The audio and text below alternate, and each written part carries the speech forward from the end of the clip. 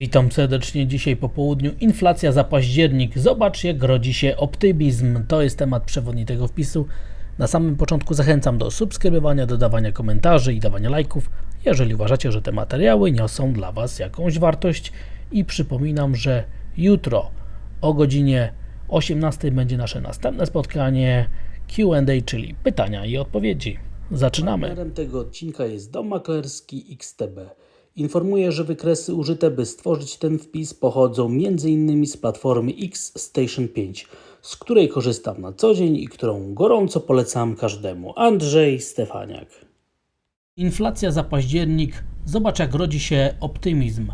Z danych makroekonomicznych dzisiaj najciekawsze były te dotyczące Niemiec i określały one wstępne dane o wzroście PKB za trzeci kwartał. Okazało się, że dane są lepsze niż zakładały prognozy, więc rynek, jeżeli będzie chciał, ma pretekst do dyskontowania tych danych przez giełdę papierów wartościowych, ale przede wszystkim najciekawsze były dane dotyczące wstępnych odczytów inflacji za październik.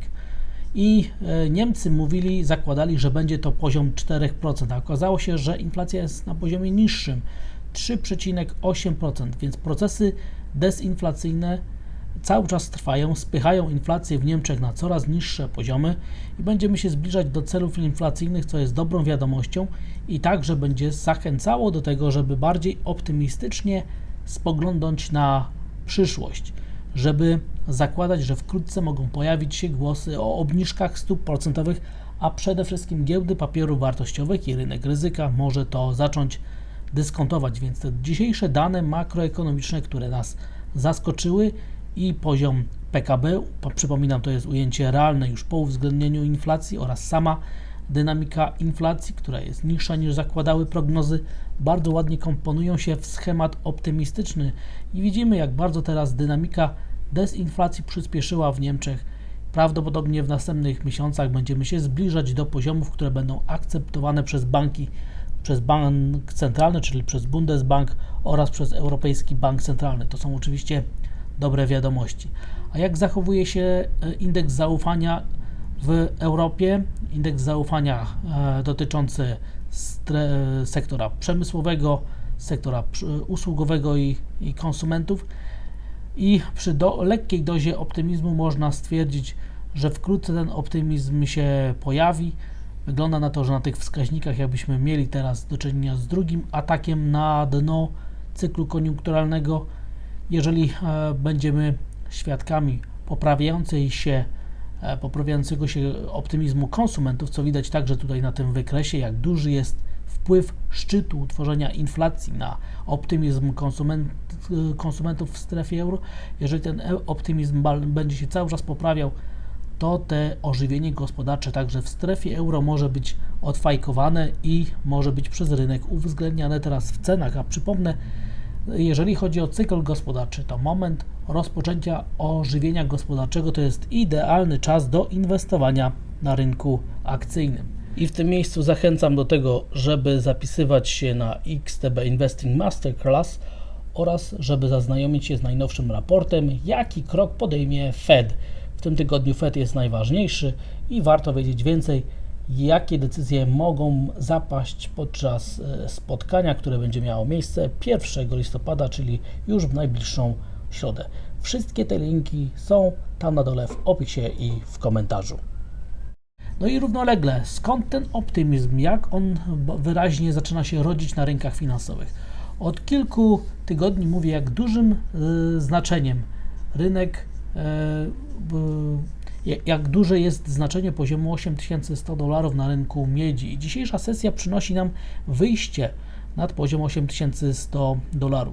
Każde wyjście nad ten poziom uruchamia optymizm na rynkach finansowych ze względu na to, że inwestorzy traktują rynek miedzi jako ten, który dość dobrze przewiduje koniunkturę gospodarczą. I skoro cena miedzi rośnie, to dla wielu inwestorów może być to sygnał, że gospodarka zaczyna się ożywiać i że popyt w gospodarce światowej zaczyna się pojawiać.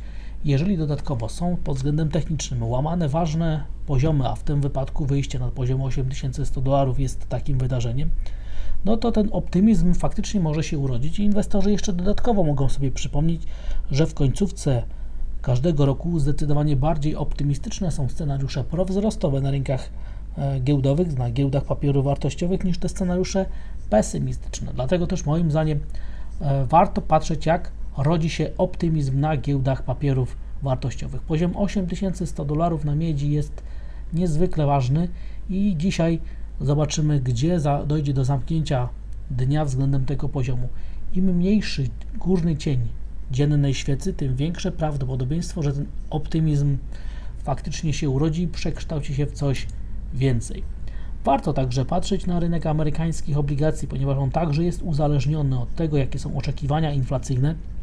A oczekiwania inflacyjne teraz są kreowane przede wszystkim przez zachowanie ropy naftowej, zachowanie ryzyka geopolitycznego, więc jeżeli amerykańskie obligacje utrzymują się poniżej poziomu 5%, jest to podstawa pod jakieś większe wzrostowe indeksów giełdowych odbicie. Natomiast każdy wzrost dalszej rentowności będzie negatywnie odbierany przez giełdy papierów wartościowych, ale gdyby się okazało, że rentowności spadają, to ten czynnik związany z optymizmem powinien być jeszcze większy i w takiej sytuacji powinien sprzyjać nawrotowi do tendencji wzrostowych indeksów giełdowych. Więc jeżeli jesteśmy bykami na giełdzie papierów wartościowych, to obserwujmy, czy czasem równolegle nie mamy do czynienia ze spadkami rentowności. Takie spadki powinny sprzyjać temu, żeby popyt na ryzyko atakował. I to, co także rodzi dzisiaj optymizm na giełdach papierów wartościowych, zwłaszcza na rynkach rozwijających się, to wzrosty euro-dolara i obserwujemy nawrót nad poziomem 1,06. W momencie tworzenia tego wpisu euro-dolar jest nad poziomem 1,06. Jeżeli będziemy się utrzymywać nad tym poziomem, a już najlepiej, gdybyśmy zaczęli dalej rosnąć, testować opór 1,0650, to ten nawrót optymizmu powinien być jeszcze lepiej widoczny. Ja stale sygnalizuję, jaka jest rosnąca rozbieżność w zachowaniu amerykańskiego dolara, a zachowaniu rentowności amerykańskich obligacji. Przy tych rentownościach amerykański dolar powinien się bardzo wyraźnie dalej umacniać, a jak pamiętamy, dołek tej tendencji spadkowej z ostatnich 3 miesięcy miał miejsce na przełomie września i października, a teraz rentowności są wyżej, a amerykański dolar nie chce się umocnić. To jest sygnał, że dochodzi do zmiany sentymentu i wystarczy teraz powiew optymizmu z Europy, żeby euro zaczęło znowu zyskiwać na wartości i myślę, że te dzisiejsze dane o PKB, o inflacji ze strefy euro, z Niemiec sygnalizują, że taki optymizm może być przez rynek dyskontowany, stąd te wzrosty, które jeszcze raz przypomnę, będą szczególnie faworyzowały rynki rozwijające się, więc warszawski parkiet ma tutaj duże znaczenie. I skąd ten optymizm jeszcze bardziej powinien się w nas urodzić? Ponieważ Bloomberg zrobił specjalną ankietę na podstawie odpowiedzi najważniejszych osób, które dokonują transakcji na rynkach finansowych i okazało się, że ci inwestorzy spodziewają się, że w tym kwartale Nasdaq będzie spadał i ponad 55% użytkowników myśli, że faktycznie ten negatywny scenariusz będzie rozgrywany w tym kwartale przez indeks spółek technologicznych, a scenariusze optymistyczne zakłada tylko 18% ankietowanych, więc jest ogromna przewaga, jest 18 do 65 na rzecz pesymistów, więc moim zdaniem te dane faworyzują jednak scenariusze optymistyczne na giełdach papierów wartościowych. Przypominam, indeks Nasdaq jest bardzo wyraźnie powiązany z rentownościami amerykańskich obligacji, więc jeżeli chcemy obserwować wzrosty indeksu Nasdaq, to musimy obserwować równolegle co najmniej zatrzymanie wzrostu w rentowności amerykańskich obligacji. I sam indeks Standard & Poor's, który pod koniec poprzedniego tygodnia dyskontował ryzyko geopolityczne kolejnych 48 godzin, dzisiaj ma potencjał ku temu, żeby odbić. No i te wszystkie czynniki, które wspominałem wcześniej, faworyzują, że dzisiejsza sesja może być sesją wzrostową. Ja spodziewam się, że właśnie tak będzie.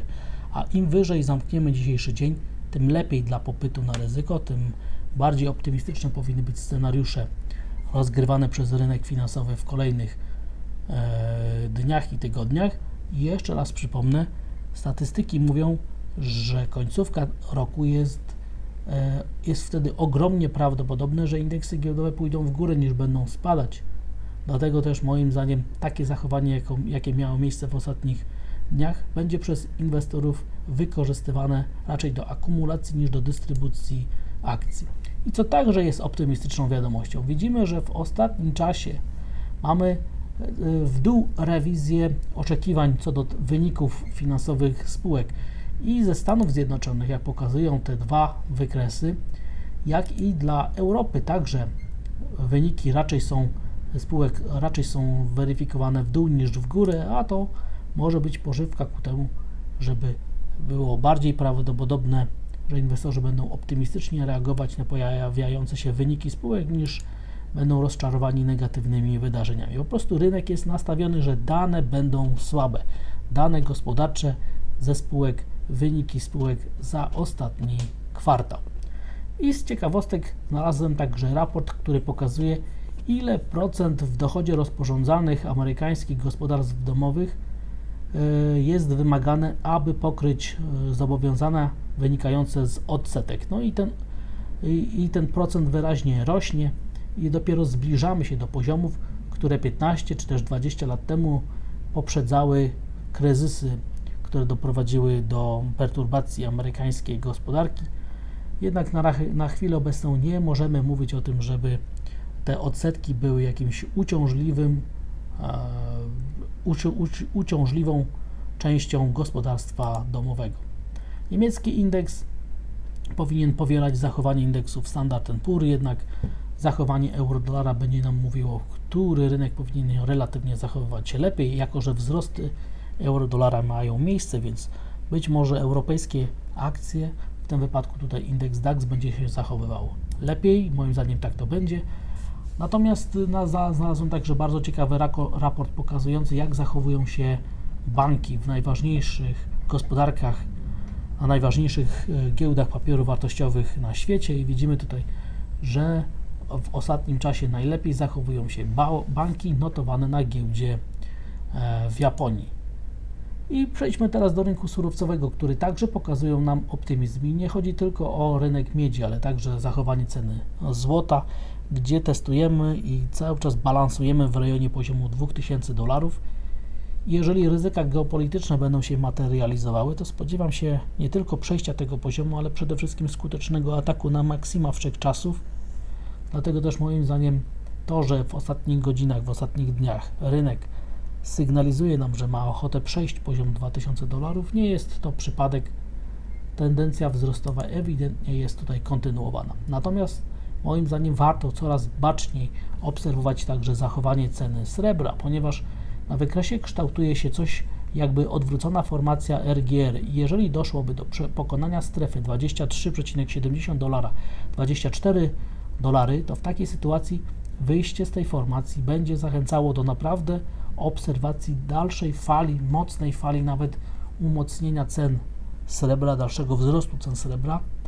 No i jeżeli popyt na ryzyko, ożywienie gospodarcze będzie scenariuszem realizowanym i dyskontowanym przez giełdy papierów wartościowych, to taki scenariusz właśnie powinien być przez rynek rozgrywany i moim zdaniem na to należy się nastawić, ale w perspektywie średnio i długoterminowej, więc spodziewam się, że w kolejnych miesiącach będziemy raczej wyżej niż niżej na surowcu, takim jak teraz ten przedstawiany wykres srebra. No i bacznie obserwujemy także rynek platyny, gdzie analizy pokazują, znajdujemy się w krytycznym miejscu, ponieważ tutaj przebiega ponadroczna linia trendu spadkowego i rynek będzie musiał wkrótce podjąć decyzję, w którą stronę ruszymy. Jeżeli okaże się, że szeroki rynek surowcowy, rynek złota, rynek miedzi, rynek srebra, rynek ropy naftowej będzie faworyzował, będzie generował raczej sygnały prowzrostowe niż prospadkowe, będzie to także sygnał, że ożywienie gospodarcze faktycznie jest rozgrywane przez rynki finansowe i zmniejszy tym samym ryzyko inwestowania na giełdach papierów wartościowych, zakładając wzrosty cen akcji na giełdzie. Moim zdaniem na chwilę obecną jesteśmy w takim miejscu, gdzie analiza międzyrynkowa bardzo ładnie wskaże nam moment, gdzie przewagę będą mieli naprawdę ci, którzy liczą na nawrót presji na rzecz ryzyka w skali globalnej. No i obserwujmy także rynek ropy naftowej. W tym wypadku najlepiej by było, gdyby ropa naftowa nie rosła, gdyby utrzymywała się co najmniej na tych poziomach, ponieważ wtedy oczekiwania inflacyjne będą się zmniejszały i wtedy popyt na ryzyko będzie mógł dyskontować to, że już nie będzie więcej podwyżek stóp procentowych. I w tym wypadku na wykresie zaznaczyłem strefę $85,5 do $87, gdzie mamy punkty odniesienia. Dopiero pokonanie tych poziomów zmieniłoby perspektywę na rynku ropy naftowej i do czasu utrzymywania się poniżej tego poziomu scenariusze prospadkowe będą faworyzowane i tak ja się nastawiam, że może być. Plus dodatkowo analiza międzyrynkowa mówi nam, że zachowanie Bitcoina faworyzuje scenariusze prowzrostowe, ponieważ tutaj także szykujemy się jakby do kolejnego skoku, ataku na kolejne opory i Bitcoin ma potencjał ku temu, żeby wygenerować następną falę wzrostową. Bądźmy na nią gotowi. Te scenariusze prowzrostowe mogą być przez rynek rozgrywane i moim zdaniem jest to scenariusz cały czas bazowy, a po przejściu poziomu $36,000 ruch w kierunku $40,000 powinien mieć miejsce i to bardzo, bardzo szybko. I na koniec polskie aktywa. Przede wszystkim zwróćmy uwagę na zachowanie polskiego złotego, ponieważ wzrosty euro-dolara faworyzują umocnienie krajowej waluty i moim zdaniem ten scenariusz powinien być przez rynek rozgrywany. Jak widzimy, waluty całego regionu mniej więcej zachowują się podobnie, z czego złoty jest generalnie najsilniejszy. Polskie obligacje są kupowane i rentowności cały czas spadają, to jest dobra wiadomość, ale przede wszystkim zyskuje znowu giełda papierów wartościowych. Zaczynamy ten tydzień od wzrostów, jest ogromnie prawdopodobne, że przejdziemy maksima sprzed kilku dni, a to będzie zapowiedź ataku na tegoroczne maksima w rejonie 2200 punktów i jeżeli ten poziom zostałby pokonany, to naprawdę jest potencjał ku temu, żeby wykonać ruch o prawie kolejne 10% w rejon 2320-2340. Dopiero tam mamy górne ograniczenie tego rocznego kanału wzrostowego i moim zdaniem ten scenariusz przez rynek będzie teraz dyskontowany. Warunek jest jeden. Warunków jest kilka, ale przede wszystkim jest taki, żeby doszło do globalnego popytu na ryzyko, indeksy giełdowe, żeby próbowały rosnąć, żeby ceny surowców próbowały rosnąć oraz przede wszystkim, żeby giełda papierów wartościowych obserwowała wzrosty euro-dolara. Jeżeli euro-dolar będzie rosnąć, to zobaczymy także wzrosty indeksu WIG20 oraz wszystkich innych indeksów na warszawskim parkiecie. Moim zdaniem jest to scenariusz bazowy i w tym kierunku moim zdaniem rynek podąży. Jeszcze raz przypomnę, daje około 80-85% prawdopodobieństwa, że na koniec tego roku będziemy wyżej i w ogóle w kolejnych miesiącach będziemy raczej rosnąć niż spadać. Tak jest mój punkt widzenia i nie zmieniam go już co najmniej od września. Dziękuję za odsłuchanie tego materiału.